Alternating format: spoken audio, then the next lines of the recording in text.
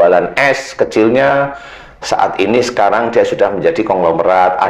Ada yang jualan es sampai sekarang ya jualan es ya ada. Jadi memang itu kan tidak tergantung sekolahnya, dan juga sekolah itu tidak menjamin bahwa dengan sekolah tinggi atau sekolah agama pasti nomor satu masuk surganya, yang nggak bisa seperti itu.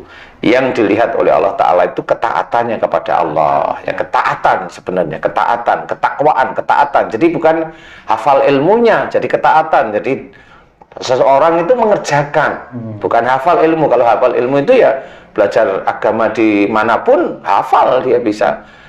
Nah, kalau ketaatan tidak memandang apa namanya, tidak memandang pendidikannya dia. Jadi tidak menjamin. Jadi yang dijaminkan adalah inna akramakum indallahi atqakum. Jadi jelas sesungguhnya orang mulia di depan Allah adalah orang yang paling takwa.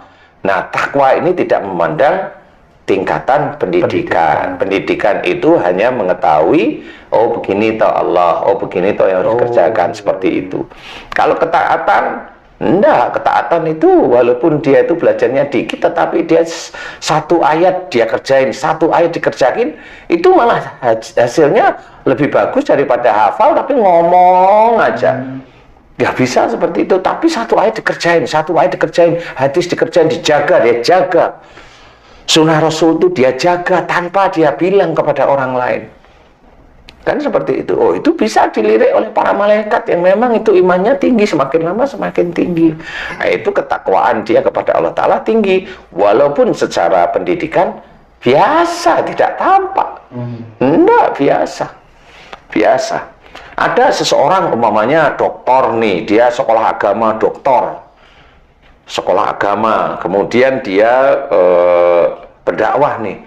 Bisa aja dokter yang sekolah agama dari pesantren yang cukup terkenal di Indonesia atau cukup terkenal di dunia, dia sakit, mamanya sakit gagal ginjal, sakit mamanya hatinya keras, lever dan sebagainya. Ini kalau kita lihat dia sekolahnya begitu. Kemudian ada nih orang nggak sekolah agama tapi sakitnya sama seperti dokter yang sekolah agama. Mana yang katanya mau dosanya diampuni, digugurkan, padahal sakitnya sama? Karena orang nggak bisa tahu mana, padahal sakitnya sama. Nggak bisa. Oh, dia yang sekolah agama ini yang digugurkan sakitnya, yang enggak, enggak boleh seperti itu. Nggak bisa. Karena yang seperti itu berarti besok menurut mereka di surga itu hanya orang-orang pintar aja. Menurut mereka, dokter, profesor, iya, nggak bisa. Jadi enggak. Makanya kayak mamanya teman-teman yang kerjanya di luar negeri itu banting tulang bener, menghidupi keluarganya, menghidupi suaminya, menghidupi ibu bapaknya, anaknya, dia banting tulang. Kemudian dia di luar negeri itu betul-betul dia itu belajar taat pada Allah Ta'ala. Ya malah seperti itu bisa aja dilirik oleh Allah Ta'ala dengan amal-amal yang baik.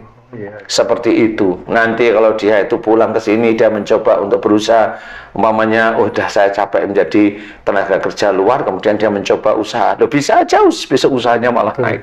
Jenjang pendidikan itu tidak menjamin. Ya, tidak menjamin. Itu hanya pengenalan aja.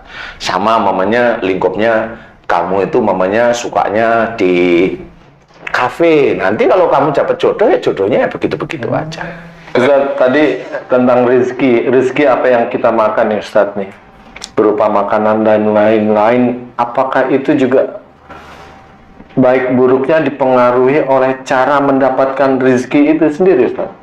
Insya Allah prosentasenya memang seperti itu. Ya, insya Allah seperti itu. Jadi seseorang yang semakin lama dia itu ngawur perbuatannya, ya dia akan mendapatkan makanan yang memang nggak berkah.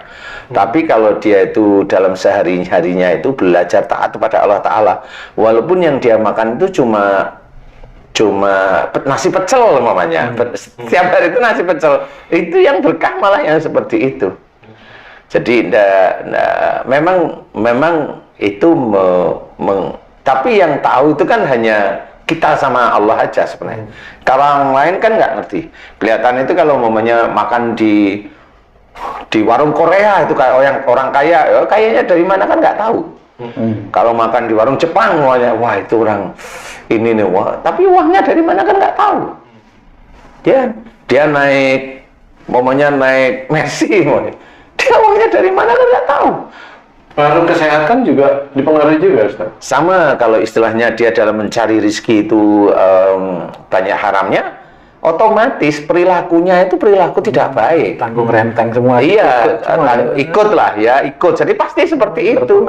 Yang berikutnya adalah wabil asarihum yastaghfirun. Jadi di sini diceritakan bahwa di penghujung malam mereka selalu memohon ampun. Penghujung malam ini berhubungan dengan sholat sunnah tahajud atau qiyamul lail. Di sini diceritakan oleh Allah Ta'ala, dan ini menurut saya ini petunjuk dari Allah Ta'ala. Wastaghfirun. Ini petunjuk dari Allah Ta'ala bahwa kalau kita itu sholat malam, sholat sunnah tahajud atau qiyamul lail, bahwa ya yang dimohonkan kepada Allah Ta'ala itu ampunan, itu loh maksudnya. Tapi kebanyakan yang ngajari itu minta istana, minta mobil mewah, minta rumah mewah, minta istri cantik, minta suami ganteng. Loh, ini petunjuk Allah aja disuruh mau minta ampunan aja. Dulu kalau semesteran rajin sholat tahajud. Biar lulus dan nilainya bagus. Salah ya. Kalau dari pendidikannya udah salah, terus nanti gimana itu ijazahnya? Ya banyak ya. Mohon ampun aja ya. Mohon ampun aja, nggak apa-apa. Makanya di sini harus dikuatkan bahwa di dalam untuk mendapatkan rezeki yang halal, yang thayyib, kemudian jalan dari Allah Ta'ala itu mengikutin aja perintah Allah. Karena Allah yang menyuruh, kenapa kita itu keluar garis. Mohon ampun aja, tambah lagi bersyukur. Udah gitu aja. Bisa aja nanti di waktu sholat sunnah tahajud kita mohon ampun, nanti di sholat sunnah duha kita bersyukur aja. Gitu. Iya, sholat sunnah duha siang hari sampean. Iya, istilahnya waktu-waktu duha itu silahkan bersyukur aja, bersyukur sudah diberi banyak nikmat oleh Allah Ta'ala, kelengkapan tangan, bisa bergerak, bisa ini, bisa itu, syukurin aja itu setiap hari. Kan itu, dan jarang sekali orang muslim itu paham bahwa karunia ini harus disyukuri. Tubuh kita ini pinjaman dari Allah Ta'ala. Jelas pinjaman itu nanti akan ditarik oleh Allah Ta'ala, bentuknya adalah tanggung jawab dari, umpamanya kamu tak kasih pinjaman uang, kan kamu harus tanggung jawab. Kalau di kantor itu ada namanya apa? Kasbon. Bukan kasbon, ada SPC, apa namanya? RAP. Surat apa? Bukan RAP. Pertanggungjawaban Ya, itulah apa namanya? Laporan pertanggungjawaban keuangan jumlah sekian. Itu sama. Kamu itu besok itu umpamanya ya enggak kamu lah ya, kita itu besok pertanggungjawaban otakmu untuk apa? Pertanggungjawaban matamu untuk apa? Pertanggungjawaban telinga, mulut, tenggorokanmu, pita suara, ini dan sebagainya. Tanganmu yang kiri, tanganmu yang kanan, jantungmu untuk apa? Kamu alirkan jantung itu, kamu alirkan darah ke seluruh tubuh itu untuk apa? Hatimu yang memang itu sesuatu hal yang bisa menerima baik atau buruk, hatimu itu suka menerima yang baik atau buruk, menolak yang baik atau menolak yang buruk, itu dipertanggungjawabkan. Kakimu itu langkahkan di mana, pertanggungjawaban di dalam keluarga itu bagaimana, itu memang bertanggung jawab. Di dalam keluarga kamu itu luwes atau kamu itu kaku atau kamu menang-menangan, kalau itu kan semua dipertanggungjawabkan. Bagaimana kamu itu detail di dalam mengerjakan sesuatu, ini jari-jari itu dipertanggungjawabkan. Kalau kamu itu ada temanmu mengerjakan tidak detail, kamu marah, ya ini pertanggungjawaban ini. Semua dipertanggungjawabkan. Enggak cuma tubuh kita. Akhirnya apa? Dari mana kamu mendapatkan uang? Dari mana kamu pergunakan untuk apa? Dari mana kamu mendapatkan istri? Kamu apakan istrimu? Kan gitu. Dipinjemin Allah dengan anak, kamu apakan anakmu? Lain itu kan dipertanggungjawabkan. Makanya di situ sudah jelas. Semua itu kita pertanggungjawabkan. Itulah yang harus kita ketahui, bahwa hati-hati dalam melangkah di dalam kehidupan sehari-hari. Jalankan syariat Islam itu susah setengah mati. Mau masuk surga susahnya setengah mati. Bukan gampang, susah sebenarnya. Nah, di situ baru nyari rezeki aja sudah aduh kok susah. Ya memang, tapi yang susah inilah yang Allah suka, karena kita itu tertib dalam mengerjakan. Sehingga kita nanti aman, di akhiratnya itu aman. Jadi Allah nanti yang ngatur. Kalau kita itu udah lurus, Allah yang ngatur. Berdagang pun juga normal-normal aja. Kalau dalam berdagang dipremanin, ya kondisi kita itu di sini, kita dipremanin, ya minta aja. Kalau memang dikasih aja. Kalau memang kita itu terlalu berat, ya bilang, jangan segitu toba. Ya boleh aja, memang kita nggak bisa ngapa-ngapain, kita mau jagoan, ya. Kan yang dosa kan yang meremanin itu. Iya. Walaupun akhirnya premannya itu nanti punya harta berlimpah, kemudian dia itu kemudian mulai taat pada Allah Ta'ala, ya biarin aja, nggak apa-apa. Ketaatan pada Allah Ta'ala itu apakah bisa menghapus hartanya yang sudah dimakan dia, dimakan istrinya, dimakan anak-anaknya, bisa nggak itu menghapuskan? Kalau mau menghapuskan, kembalikan itu harta kepada yang kamu premanin dulu. Itu baru. Kalau kamu dulu itu mencuri 5 miliar, kamu bukan bisa, bagaimana uang itu bisa halal? Tidak ada, uang yang kamu ambil itu halal. Karena sudah diambil. Karena kamu ambil, kalau kamu itu ingin baik di hadapan Allah, ya ini kan jelek ini. Tinta hitam yang mau kamu masukkan ke tubuh.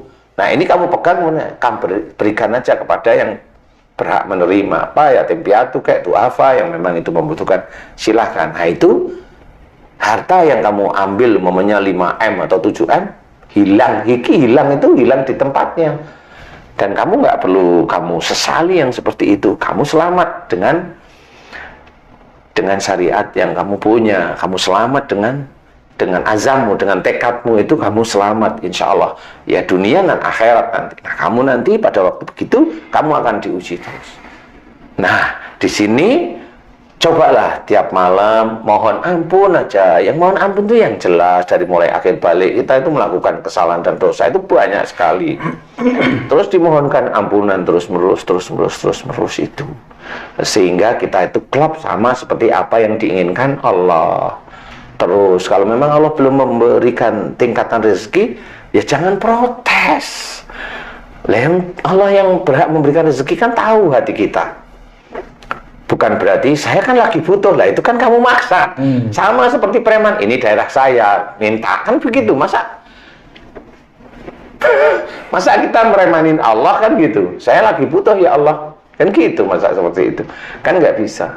Jadi harus kita itu tetap lurus saja di jalan Allah, sehingga itu menjadi baik di hadapan Allah. Kemudian apalagi wa fi amalihim haqqul lisaili wal mahrum. Jadi di antara rezeki kita itu ada hak orang meminta sama orang yang tidak meminta. Cobalah kita memberikan sedekah kepada orang meminta tanpa kita itu ngomong yang kasar, dengan senyuman. Kalau dia nggak terima, senyum aja, nggak usah diladenin. Karena bisa aja dia ngomong itu petunjuk bagi kita bahwa saya harus belajar sabar. Walaupun saya yang memberi dia, tapi kok malah galakan dia, ya sudah diem aja, bertasbih seperti itu. Muji Allah, itu kerjakan aja terus menerus. Tapi itu kan berhubungan dengan orang luar. Tetapi kalau mamanya istri kita dikasih protes, ngomonglah sama istri, karena itu istri. Kalau orang lain kan nggak ada hubungan dengan kita, itu hanya menjadi ujian tapi yang putus. Lah kalau istri, ujian tapi menerus. Itu kita bawa sampai salah satunya meninggal. Kita bawa sebenarnya. Nah itu menerus. Kalau memang istri ngawur, ya kita harus tegas. Nggak bisa kita itu main-main untuk masalah syariat. Kalau memang harus serius, tegas, nggak apa-apa. Yang penting walaupun tegas kita nangis, tapi ya harus tegas. Walaupun di depan istri kita itu nangis, sebenarnya nggak tega. Tapi nggak tega jangan di depan istri, kadalin kita sama istri kita. Alah, mau tegas sama saya kok malah nangis, tahu saya. Ganti dia. Opa, kok galak sih? Sudah. Nangis itu nanti di luar, jangan di depan istri. Tegas harus. Kerjakan sekarang. Saya nggak mau tahu, tapi sebenarnya nggak kuat, pergi, nangis di luar. Karena apa? Karena itu tetap harus tegar. Karena di titik-titik inilah cara mencari rezeki dari Allah. Rezeki itu nggak cuma harta saja. Nanti keluarga yang sakinah mawaddah warahmah dari kita sama istri, anak, kemudian cucu, itu kita bentuk dari apa yang kita kerjakan saat ini. Dari harta yang diberikan oleh Allah Ta'ala, yang halal, yang thayyib, Nah, insya Allah berkah itu ya dari apa yang kita kerjakan saat ini. Seperti itu. Rezeki banyak. Anak yang umpamanya anak yang yang mendapatkan jodoh seperti yang diinginkan oleh Allah, walaupun kelihatan di depan mata kita itu kurang-kurang enak, kita tetap menelan aja, serahkan sama Allah Ta'ala. Allah tahu, walaupun kita itu nggak enak, itu Allah tahu sebenarnya. Tapi kita nggak perlihatkan kepada anak kita, umpamanya. Nggak perlu diperlihatkan. Doain yang baik, agar anak-anak itu menjadi anak-anak yang soleh-soleh seperti itu. Jadi kita nggak perlu terus cocok sama ini, nggak cocok sama ini, ngomong kan sakit hati semuanya. Keluarga kan nggak karu-karuan nanti. Nanti kalau anaknya sering berantem sama ibunya atau sama bapaknya, kena autoimun gimana coba? Biayanya mahal autoimun. Sekali suntik minimum itu yang murah 30 juta. Sekali suntik. Belum tentu sembuh lagi, Pak. Lah iyalah. Wong ada teman saya itu sekali suntik itu ada yang 150 juta, ada 450 ya ada. Yang itu dari Jerman obatnya harus apa namanya? Import itu. Import ya. Ada. Nah, inilah cara mencari rezeki menurut versi Allah yang sudah ditulis di dalam Quran, yang tidak aneh-aneh seperti itu. Ya, jangan tanya kepada saya. Ustadz memang sudah membuktikan. Kalau saya sih insya Allah diizinkan oleh Allah Ta'ala membuktikan, gitu aja. Begitu kurang lebihnya. Wallahu a'lam.